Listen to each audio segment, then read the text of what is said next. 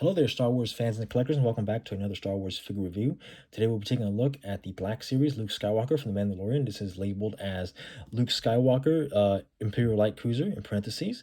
And this is, of course, based on the scene at the end of Season 2 when he boards the Imperial Light Cruiser and saves Grogu and everyone else from the Dark Troopers. And this is one of the best Luke Skywalkers that was ever made in the 6-inch line, and I love this figure to death. I think it's one of better depictions of Luke Skywalker, that we've gotten so far. It's obviously better than some of the initial releases of Luke Skywalker that came out 10 years ago in the Black Series, of course. And yeah, this is a great figure, and I thought I'd review this as a follow-up to my 40th anniversary Return of the Jedi Luke Skywalker that I previously reviewed. And so, yeah, I thought, why not keep consistent a bit and review, another version of the character. But there's that. And we're going to compare these two later down the line, but let's take a look at the packaging first before we take a look at the figure itself. The packaging is your standard Black Series packaging. However, this is a plastic-free packaging, so the difference is you don't get the plastic bubble in front where you see the figure. Instead, you get a three-dimensional rendition of the figure, and it just stays in front of the packaging. I paid $35 for this, and to most people, or to some, it's a lot of money. But the thing is, this figure goes up for like $40-50 online, and I always try to get the cheapest price as possible. So this was the cheapest I ever found.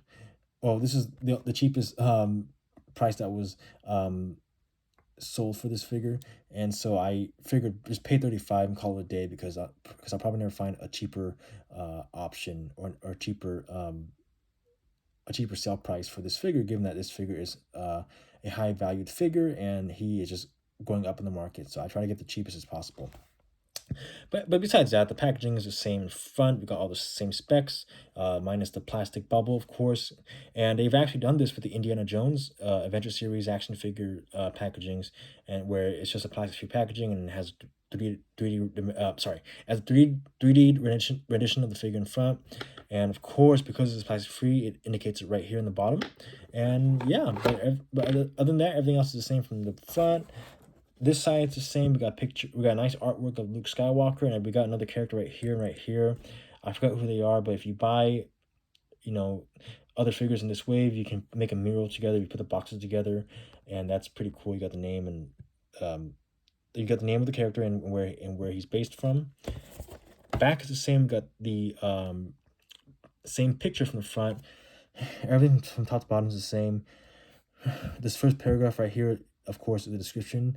Not so much on the character's biography, but on what he's based from, and the rest of the paragraphs are the same thing in different languages. And I'll read the English paragraph for you guys. So it says, when the Mandalorian embarks on a mission to save Grogu from Moff Gideon, he receives unexpected help from. He receives unexpected help in the form of Luke Skywalker, and that's it. This is figure number 30, and this lets you know that this is from the Mandalorian. This side's the same. The Indiana Jones did the same thing with this side of the box, where they have the name of the figure line, the scale of the figure, and the accessory that the figure would come with, that being a cloak, a lightsaber hilt, and a detachable green blade. And of course, on the bottom, you got this plastic-free indication, and the same thing. And like I said, the same thing is seen on the Indiana Jones Adventure Series action figure packaging.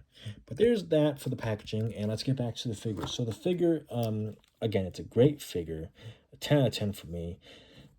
And even though we looked at the accessories on the box, I just thought I'd show you guys in detail, given that the box is just really just the accessories on the box are just pictures. The cloak is a soft goods cloak. It's also removable, so you can take it off if you don't want him to wear it. You can put the hood on.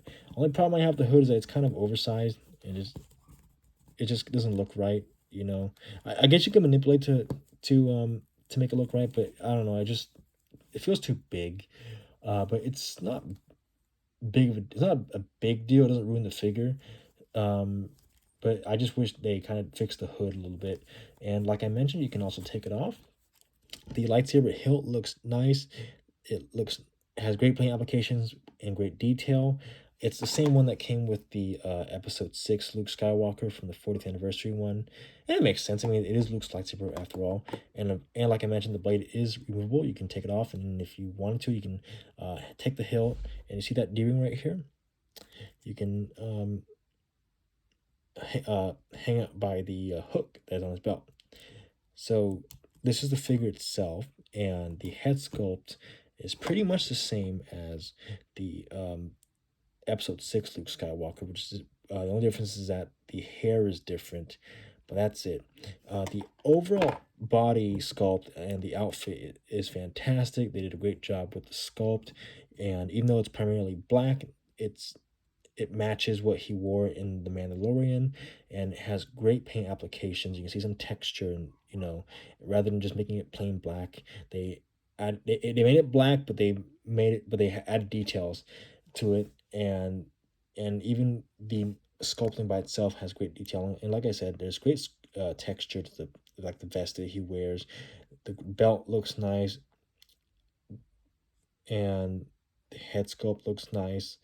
Looks just like Mark Hamill, and it's funny because in The Mandalorian, he was physically played by Max Lloyd-Jones as the double, and they deepfaked Mark Hamill's face. But obviously, it's because of Luke Skywalker, they had to make it based on Mark Hamill, given that they deepfaked his face, in the show. And of course, when they made the action figure, they had to make him look like Mark Hamill, given that it's based on his character.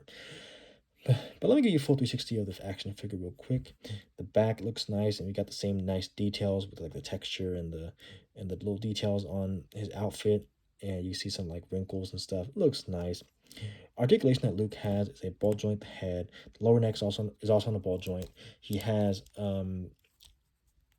hinge shoulders, hinge elbows, hinge wrists, ball joint at the waist, hinge hips, swivel thigh, hinge knees, and hinge ankles. And I forgot to mention the other day, but this Luke Skywalker also has a ball joint at the lower neck. I forgot to mention that in my review, so I thought I bring it up right now before I forget.